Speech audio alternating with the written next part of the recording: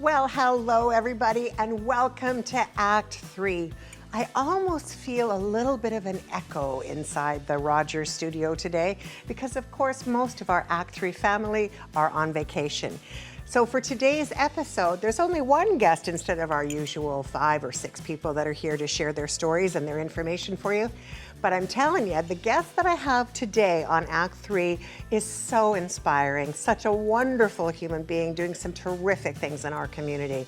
So without too much further ado, grab yourself a beverage, get yourself ready and comfortable, and enjoy the show. I'm sitting on the edge of love and happiness. Never experienced such a moment as this.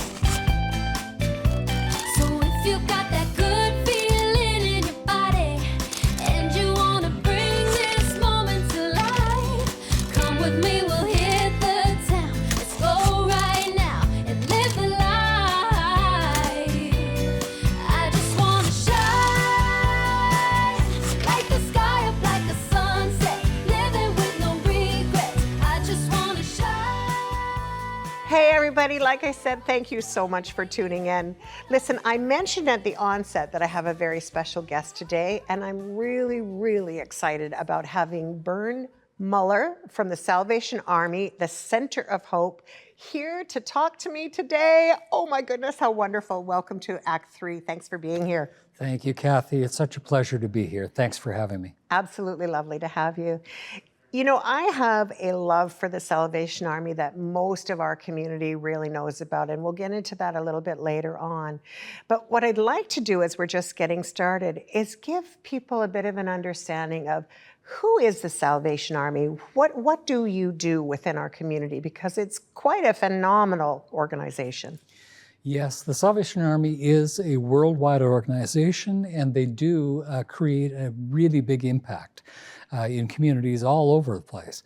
Here in Nanaimo, we are blessed to have a corps which operates up on 8th Street. That is a part of the Army where they work with community services, supporting families, helping with all kinds of programs to build and strengthen the community and to help catch people when they're experiencing some struggles. And that takes a lot of different formats. They also operate 2 thrift stores here in Nanaimo and a 3rd one in Duncan. That's a wonderful way to recycle things that people are no longer needing. They can convert those into funds which are so necessary to help finance these important programs.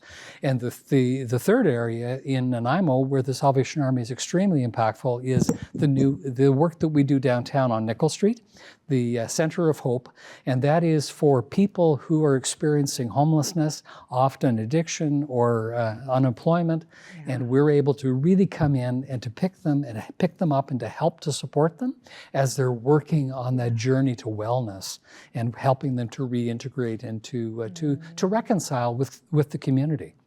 Well, we know, especially in Nanaimo, we see the unhoused population, especially downtown, really struggling. The corridor that's right near the Center of Hope is really quite often congested with people that are struggling to beat the band.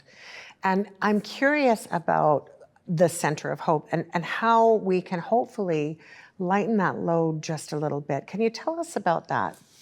Yeah, I can. The building that the Center of Hope is occupying actually has been there since 1888. Wow. The building was established initially as a building where people could come in and to receive some support in the community.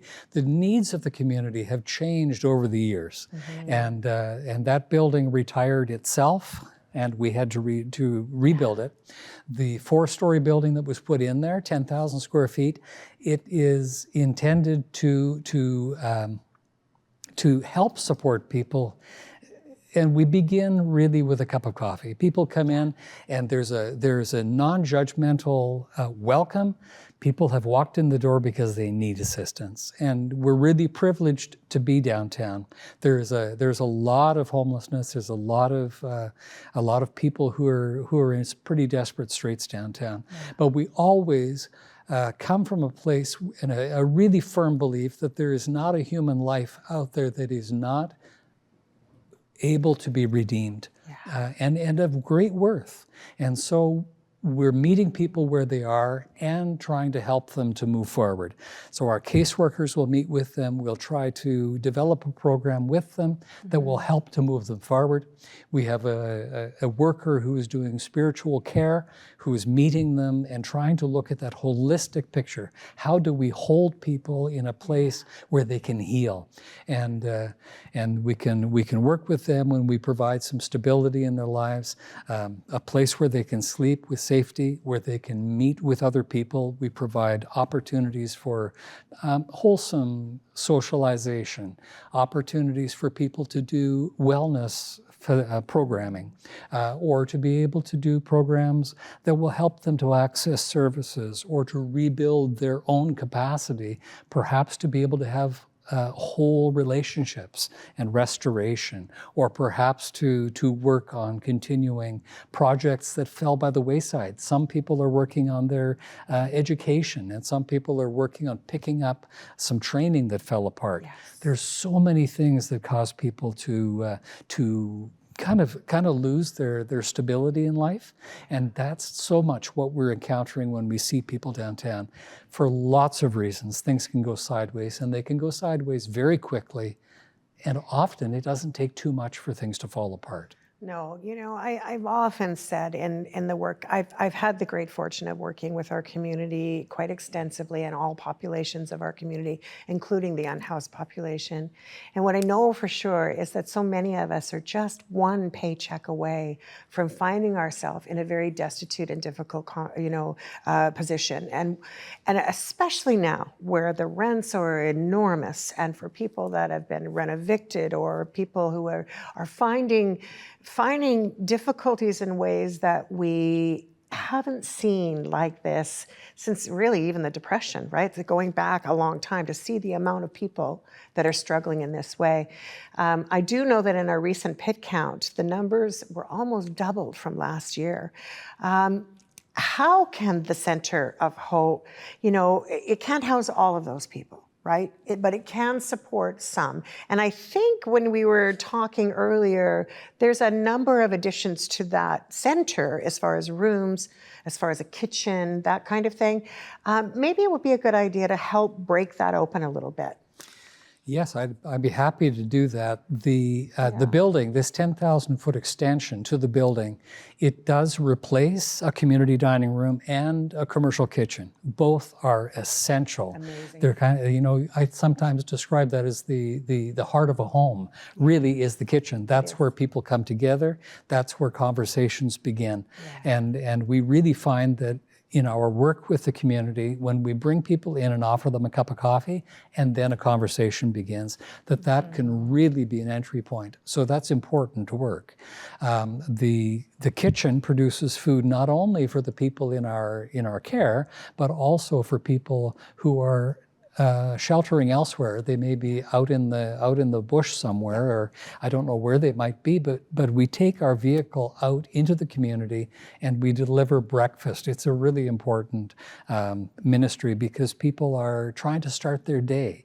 And to start their day with a bit of food, with a cup of coffee, with some kindness and encouragement makes all the difference for people.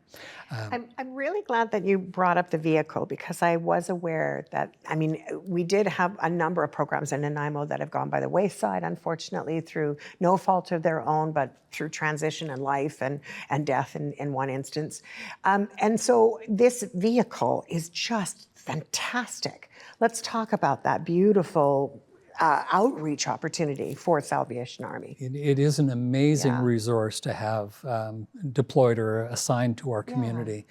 It is a provincial asset that's owned by the Salvation Army. There are a number of such vehicles that serve different functions. Sure. The one that was deployed to Nanaimo is intended to go on site and then to be a service vehicle. So food would be delivered to it, and it would be distributed through that vehicle. So there's hot holding, cold holding, there's microwave, there's capacity for making coffee, for beverages, for serving. And if there's an emergency or a disaster of some kind, or as we've experienced in previous years, the forest fires, that vehicle is now in Nanaimo, ready to be deployed to support. Now, since it's at our facility, we're using it every single morning. We're distributing anywhere between 60 and 90 meals, 7 days a week, 365 days a year. You know, the Salvation Army is so well known for the kettle campaign at Christmas time, and I'm glad that you said what you did about the 60 to 90 meals a day, every single day, 365 days a year, because most people associate giving with one time a year, you know, that feel-good moment at Christmas time when you pull out your checkbook, although we don't use our checkbook anymore. Now you're tapping a screen or popping in some cash or whatever it is to the wonderful volunteers that do such an incredible job in the holidays. But those dollars, they are stretched. How can we keep supporting the Salvation Army for the daily in and outs? Yeah. You know, there's no question that the hampers and that the kettle campaign and the Christmas outreach, the Hope in the Harbor event, all of these are really important at Christmas time. But you've said something really, really important, and that is that the need extends 12 months of the year. And people are in very desperate situations. So we like to take opportunities to extend an invitation for people. If they have the capacity to help us, there is so much need. And the money that is donated to the Salvation Army goes very, very directly to the services. Very, very small amount is retained in any kind of administration. The reality is it does take a little bit of money to keep doors open. It takes people like yourself and others that are doing the work to have a paycheck to make sure that administration of these services goes to the extent that it needs to go to. I want to just share something. I know that our listeners know me well because I've been doing this program for, you know, in either this or Wise Folks for nearly a decade now, for over a decade now. And many people know that every year I talk about the Salvation Army specifically because I was a recipient of the work and the kindness of the Salvation Army. In fact, I'm who I am today because of it. From the time I was 2 years old until in my mid-teens, it was the Salvation Army, the CKNW Orphans Fund, and the fire department that brought my family food, clothing, supports. And it wasn't just at Christmas time. It was 12 months of the year, once a week, we received support. Now, things are a lot different for me now, for sure, but my first charity is always going to be the Salvation Army. Helping people to get a leg up and not a handout are two very different things. And because of your leg up, your hand up, your hold up, I'm able to do some incredible things in this community, and I never forget my roots. So it is a privilege for me to have you here today. And I know for so many of us that are also survivors of extreme poverty, for Canadian standards as it is, certainly not other standards in parts of the world, it is because of your organization and others like you that allows us to have that opportunity to be all we can be. And so I'm very, very grateful, and I know the people, the hundreds of people that are in my mind right now that are standing with us are holding you up also. It is my hope, however, that people understand that the Salvation Army is more than a service provider. You also are known for your ministry. We have, I believe there are, I don't want to say, I know there's the one main church, but there's a large group of people that are supporting the Salvation Army, not only at the Center of Hope, correct? That is true. There's many, many opportunities for people to help to come on board. We like to use the term community partners, where people work together. And you know, I think you touched on something really, really important, and that is that people need to be met with first compassion, but then also with a belief that these people with help are able to carry on and then in turn help others. Absolutely. Things can happen pretty quickly, both the way that things fall apart, but also the way that things can be put back together. And with a vision to work towards wholeness and restoration that can help people to move forward. You know, I really see the Salvation Army cheering on the sidelines and really wanting to help people to move forward. You know, sometimes we say as people are leaving our facility, we love you so much. We hope that we never see you again. And we have a laugh, but it's true. It's true. You know? If you've helped somebody the way that they need to be helped, there's a good chance that they will be able to walk ahead in their lives in a way that you know, hopefully will bring a different future for people and a preferred future for their families.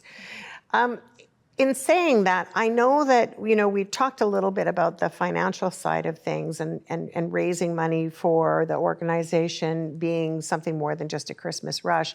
There's a few things that I want to talk about. One in particular is the Hope in the Harbor campaign. I know that it's not until November, and we're, you know, you're probably, our guests are watching this in July, right? First part of August. But this is really important because you're at the beginning of this planning and building stage. Let's talk about what Hope in the Harbor is. And by the way, is this your first time doing it here in Nanaimo? No, last year we hosted Hope in the Harbor at the conference center. We had support from the conference center, and we were really grateful for that. We had about 300 people attend. That's great. It is a great turnout. Yeah. We would like to meet that or perhaps exceed it this year. The Hope in the Harbor Luncheon is a great opportunity to showcase what is happening. It's our opportunity to present succinctly where are the gaps and what is the Salvation Army presently doing and what would we like to be able to do with community support. And that's a great opportunity for partners to step forward and say, I like what's going on there. I want to get behind that. And we're very grateful for those community partners that do sponsor. Some of them are businesses and some of them are individuals that say, yeah, I would like to pledge a monthly amount. And any monthly amount is greatly appreciated, as well as the attendance at the event itself. Well, I think that people need to understand that it's not just one donation, right? It's and doing a monthly amount or a small amount, if a whole bunch of people in the community do it, it's no longer $20. It's no longer $50. It's no longer $500. Now it's turning into hundreds. Now it's turning into thousands. And thousands can make a difference when everybody pitches in, for sure. It might be helpful for people also to know that the funds that are donated either to the Kettle Campaign or to the Hope in the Harbor, those are local dollars. Oh, fantastic. And they stay in our community. Exactly. They're applied directly to help people who are in need right here in Nanaimo. You know, I recently, for another thing that I do in the community, I was popping off a donation up into the Salvation Army up at the church. And I was really surprised, but there were people that you had a little bit of a pantry there, a little bit of a kind of a hamper set up there. If people want to contribute, can they contribute in stock as well by being, you know, food? You know, how can people contribute to you beyond dollars and cents? They can absolutely do that. And in food items, that's always helpful. The clothing that goes to the thrift stores gets turned into cash. That's always helpful. Yes. But we also have opportunities where people might want to give of their time, and they might be willing to come down to the center or to help out up at the core. Volunteering, there's lots and lots of opportunities for volunteers to do really important work. I was just about to say, volunteering is the way to go. I know for Act 3, we could not do this program without our amazing volunteers. I call them volunteers because they're my volunteers more than volunteers. And we have, you know, we know that time is so valuable. Spending a moment or two to give back to our community is really what makes our community so rich. And I think it's really valuable. How can people volunteer through your organization? Do you have a website or something? Well, I'm sure you have a website, and of course we'll have that going across the bottom of the screen as well. But you know, how can people contribute? How can they get in touch with you? How can they contribute best? Well, probably the easiest way for people to contact us is to find us on the website, the Center of Hope, the Nanaimo Center of Hope, and they will find phone numbers there. They can contact us directly. They can send email. But if they volunteer, the Salvation Army does a pretty robust volunteer training We want to make sure that people are really well prepared Yes. for the environment they're going into, that they know how they can share their time, and also for our guests to have the security of knowing that it's going to be very predictable. When they have volunteers at the Salvation Army, they know what to expect, and it tends to be a really marvelous opportunity for people to give back and to see where their time is really having an impact. Yes, yes. And I can tell you there's another way. It's shopping the thrift stores. And I am a pro at shopping the thrift stores. In fact, I can honestly tell you that this little number that I'm wearing right now came from the Nanaimo, I think you won the best award of the best thrift store in town up by Costco there. Is that right? We have wonderfully operated thrift stores. They're clean, amazing. they're well organized, the stock is rotated regularly. And we also have a lot of support from the thrift stores, helping with the work that we do, providing some of the assets that we need. We give away all kinds of blankets and coats and socks and scarves and toques, all of these things that are so important for people when they don't have a closet to keep things. I think that is, for me, one of the most important pieces to giving back, right? If, sometimes people are overwhelmed. I don't know how to give back. I don't have the money. I don't have the time. I don't have, I'm cutting all kinds of different areas. But so many people take the thrifting out of the equation when really it should become a part of your equation, right? You have incredible people that are going through that stockroom, and it is a way for people to help generate dollars that might otherwise be missed. And I do think that's, and I love thrifting. So finding a good bargain, I'm telling you, is always going to be the way to go. So by all means, I think that's another way. And along with that, you talked earlier, I know I'm going back and forth a little bit, but I want to for a reason. We spoke about wellness programs somewhat for persons that are, that are finding themselves in that precarious situation where they're either precariously housed, unhoused, or what have you. But when we were sort of pre-talking, we were also talking about those that are coming out of incarceration. I'm curious, with some of these beds that are available, is there a number of beds where people are also getting a leg up that may have come under, let's say, not so favorable circumstances? For sure. In addition to the 34 beds that are in the existing building, we have 34 new beds for the shelter, which are added in with the expansion. And we retain almost 20 beds that support people who are moving out of our corrections facility, and they also are restoring relationship as they reintegrate into community. And it is not something that happens immediately when someone completes their term and now they're released into the community. They require supports, they need help.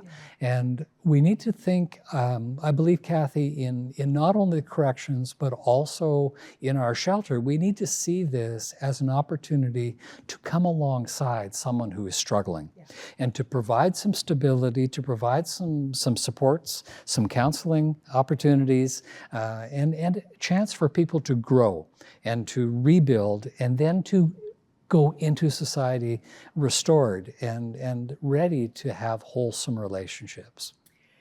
I'm going to ask a little bit of a difficult question, and I'm hoping that you don't have to answer it if you'd prefer not to. I'm always open to a no, but I know that when people are in a really challenging situation as it is, or they're a marginalized population, people are afraid to ask for help because they're afraid of being judged.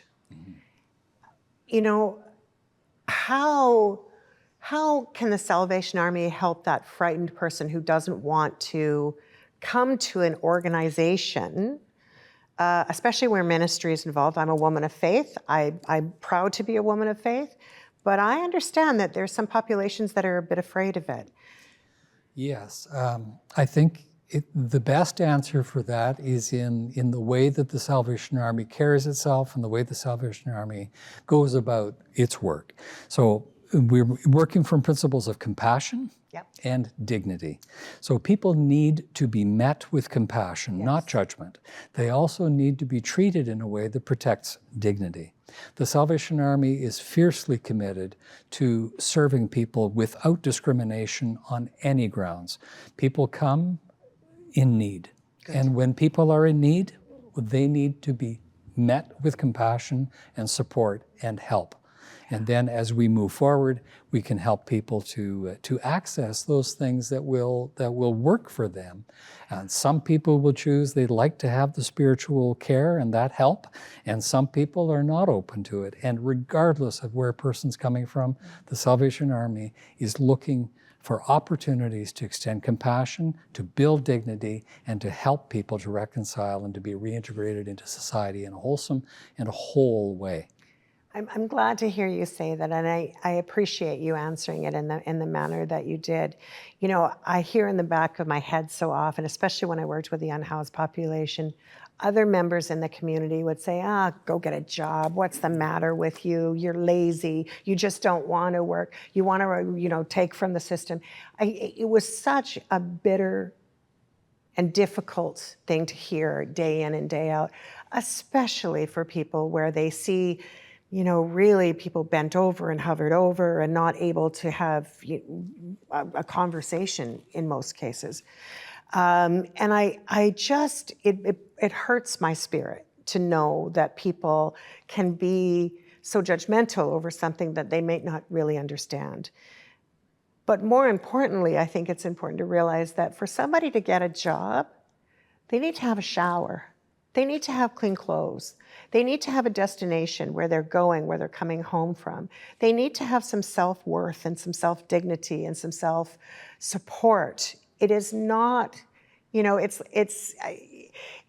so difficult to imagine somebody, coming up to you who has obviously been sleeping in the rough and obviously needs some support and say, get a job. How do we help change that narrative? I think the first step, the key to that challenge, is to restore some sense of hope. And when people have become extremely isolated, discouraged, opportunities have closed around them for many reasons. Let's be fair, things go sideways for so many reasons. But when hope is gone and every day looks the same, it becomes very difficult to move forward and to try to have any kind of a direction that leads to a different future. When someone comes alongside with compassion, with dignity, and is speaking belief that things can be good, and when we can kindle that sense of hope, there's so much that can be done. There's the restoration and the building. And when someone buys into the idea that they have some voice in what their experience is going to look like, then we're celebrating and we're bringing more supports online and helping them to become self-directed in their journey. And that's very rewarding. That's the part that makes me shiver. That's the part that says everything's going to be okay, because we need to have a support like yours in order to help people with that leg up instead of that push down. If you could, I know we want to get people to come to your event on November the 24th. That is really, really important. 25th. Oh, I beg your pardon, the 25th. Okay. My apologies. So we'll make sure that that's correct. So the 25th, how can the community help you? We can really benefit from partners coming on board and sharing resources. If that is bringing time and saying, I'd like to volunteer in some capacity, that's wonderful. If that is difficult, most of us are able to spare the cost of a cup of coffee, or perhaps to factor in some local charity that really makes a huge difference in the community. Salvation Army is positioned to do things at a very grassroots level and to help people to move forward. I'd be very happy to speak with anyone that was interested to find a way that fits for them, that can help to contribute to the work that we're doing. I am delighted to have hosted you on today's episode of Act 3. Thank you so very much for being here, Bern Muller. I don't want to mess up your name, and most people know I will do that, every now and then for sure. Thank you, Bern, for being with us. I really appreciate it. Kathy, it's been a real pleasure. Thank you for having me here tonight. All right, everybody, that's our episode of Act 3 for this month. I really look forward to seeing you guys again really, really soon. In the meantime, take care of each other. You know what you have to do now, right? Go check out the Salvation Army, see how you can help. Go through your closets. It's the perfect time to purge. Let's help some people in our community get the services that they need. Thanks again. See you next time on Act 3.